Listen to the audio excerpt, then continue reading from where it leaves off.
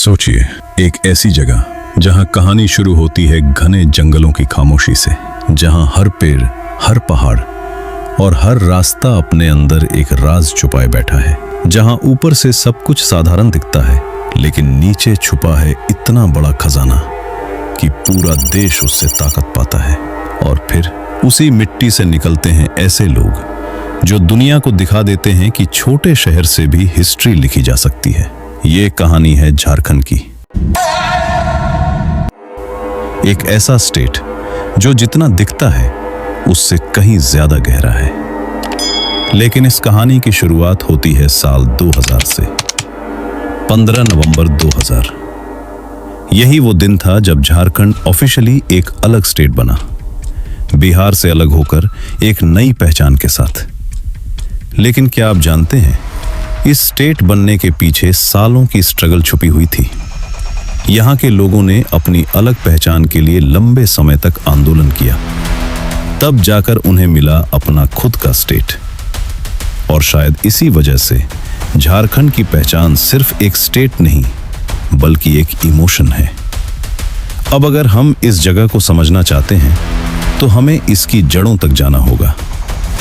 झार यानी जंगल, खंड यानी जमीन, यानी जंगलों की धरती।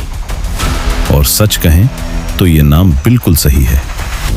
यहाँ का लगभग 30% हिस्सा जंगलों से ढका हुआ है। घने जंगल, ऊंचे पेड़ और उनके बीच से गुजरती खामोशी। लेकिन यही खामोशी अपने अंदर कई कहानियां छुपाए हुए हैं, क्योंकि इन्हीं जंगलों के नीचे छुपा है भारत का एक बहुत बड़ा खजाना। कोल, आयरन, कॉपर, यूरेनियम।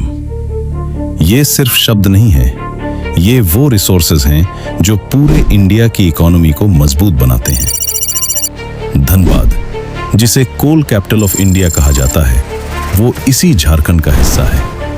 और यही वजह है कि झारखंड को मिनरल रिच स्टेट भी कहा जाता है। सोचिए, ऊपर जंगल और नीचे इतना बड़ा खजाना। ये कॉम्बिनेशन दुनिया में बहुत कम जगह देखने को मिलता है।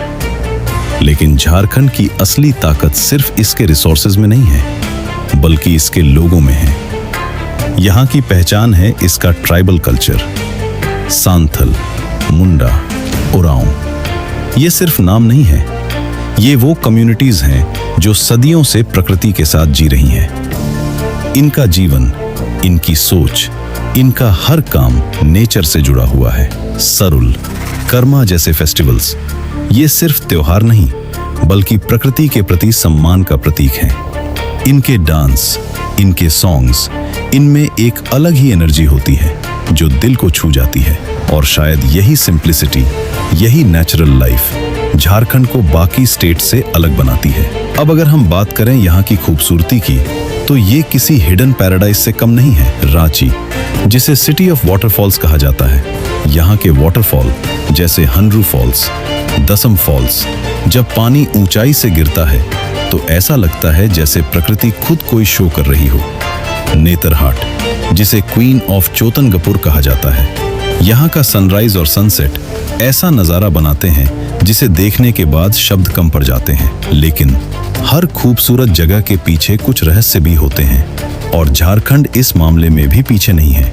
यहाँ के कुछ जंगल जहाँ आज भी लोग रात में जाने से डरते हैं, कहा जाता है कि वहाँ अजीब आवाजें सुनाई देती हैं। कुछ लोग तो ये भी कहते हैं कि उन्होंने कुछ ऐसा देखा जिसे एक्सप्लेन करना मुश्किल है। कुछ पुराने मंदिर और केव्स जहाँ एक अननोन एनर्जी महसूस होती है, और कुछ ट्राइबल रिचुअल्स जो आज भी साइंस के लिए एक मिस्ट्री बने हुए हैं।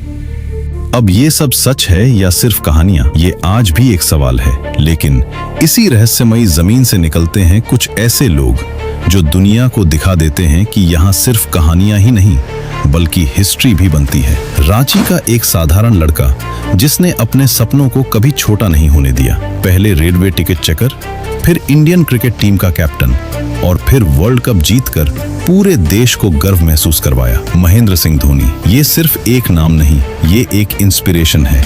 एक प्रूफ है कि छोटे शहर से भी बड़ा सपना पूरा हो सकता है। दीपिका कुमारी, जिन्होंने आर्चरी में वर्ल्ड लेवल पर इंडिया का नाम रोशन किया। ये दोनों बताते हैं कि टैलेंट किसी जगह का मोहताज नहीं होता। और जब हम बड़े नामों को देखते हैं तो हमें ये भी समझ आता है कि इंडिया के किसी भी कोने से कोई भी इंसान ग्लोबल लेवल तक पहुंच सकता है। अगर मेहनत और सपने बड़े हों तो दुनिया की कोई भी सीमा आपको रोक नहीं सकती। और शायद यही वजह है कि झारखंड का फ्यूचर और भी ब्राइट दिखाई देता है। बेतला नेशनल पार्क, यहाँ की वाइल्ड लाइफ, एलिफेंट्स, टाइगर्स, ये सब इस जगह को और भी खास बनाते हैं। और आज का यूथ एजुकेशन और टैलेंट दोनों में तेजी से आगे बढ़ रहा है। मतलब आने वाले समय में और भी धोनी और भी स्टार्स यहीं से निकलने वाले हैं।